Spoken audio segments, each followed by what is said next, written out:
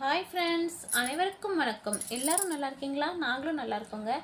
இன்றைக்கி என்ன சொல்ல போகிறேன் அப்படின்னா, நேற்று என்பது முடிஞ்சு போனது, இன்று என்பது நடந்துட்டு இருக்கு, நாளை என்பது நடக்க போகிறது. அதனால இன்னைக்கு என்ன நடந்துட்டு இருக்கோ அதுதாங்க உண்மை. அந்த இன்னைக்கு நடந்துட்டு இருக்க வாழ்க்கையை ரசித்து அன்பாக நாம் வாழ பழகணும். எனக்கு இது இப்போ தான் நான் புரிஞ்சுக்கிறேன். ஏன்னா எனக்கு என்ன பண்ணுறது, நமக்கு எப்பயுமே ஃபினான்சியல் சுச்சுவேஷன் இருக்கும் இல்லைங்களா? எல்லா மிடில் கிளாஸ் ஃபேமிலிக்கும் ஃபினான்சியலை நோக்கி நம்ம பணத்தை நோக்கி ஓடிக்கிட்டே இருப்போம். நம்ம குடும்பத்துக்காக நாம் கொஞ்சம் நேரம் ஒதுக்கணும், அவங்கள்ட்ட பேசணும், மனசு விட்டு சிரிக்கணும்.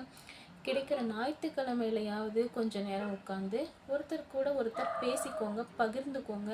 முக்கியமாக குழந்தைங்கள்ட்ட பேசுங்க, அவங்க மனசில் என்ன இருக்குது அப்படின்னு சொல்லிட்டு தெரிஞ்சுக்கோங்க. எங்கள் அப்பா என்ன பண்ணுவார் அப்படின்னா, அம்மாவும் வேலைக்கு போவாங்க, அப்பாவும் வேலைக்கு போவாங்க. அதனால ஞாயிற்றுக்கிழமை ஒரு நாள் தான் நாம் எல்லோரும் வீட்டில் இருக்கோம்.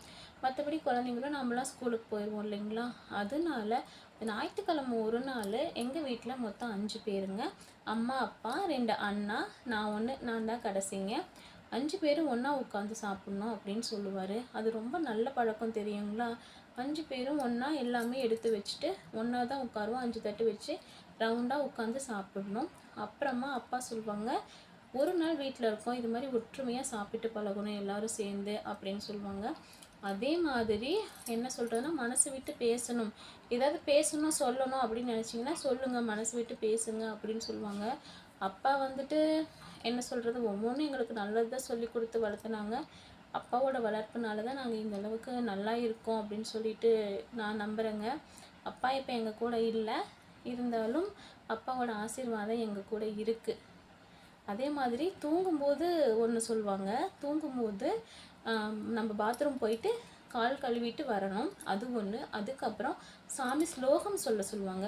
சாமி ஸ்லோகம் சொல்லிட்டு தூங்கும்போது நம்ம நைட்டு தூங்கினா காலையில் விடியறதே தெரியாது, நமக்கு கெட்ட கனவுகள் வராது.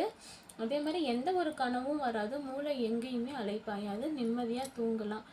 இதெல்லாம் எங்கள் அப்பா எங்களுக்கு சொல்லி கொடுத்து வளர்த்துனாங்க. உங்கள்கிட்ட பகிர்ந்துக்கணும் அப்படின்னு தோணுச்சுங்க.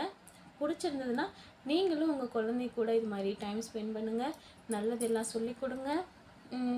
அதே வழியில் நானும் என் பையனை ஓரளவுக்கு அப்படி தான் வளர்த்திட்டு வரேங்க.